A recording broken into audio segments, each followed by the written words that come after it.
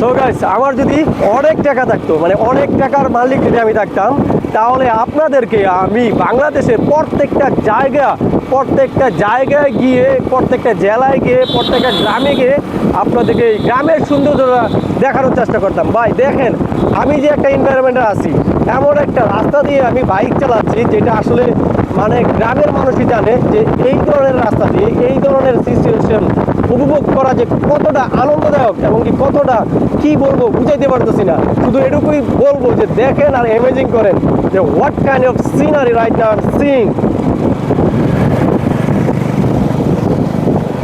So দুই পাশে আছে বিভিন্ন ধরনের সবজি ক্ষেত, বিভিন্ন ধরনের মানে ফসল, আর তারই মাঝখান দিয়ে রাস্তার দুই পাশে বিভিন্ন ধরনের সবুজ গাছ, বড় গাছ এবং বিভিন্ন ধরনের বাগান।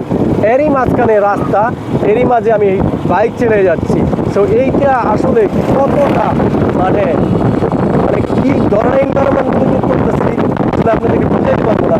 এরই মাঝখানে গ্রামের কিছু ছেলেপেলে যারা বাইকে বিকেলটাকে উপভোগ করতেছে, মানে বাইক চালিয়ে তাদের বিকেলটা উপভোগ করতেছে।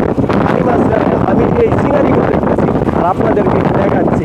So can you imagine this kind of environment? Yes, I'm feeling very happy to be here.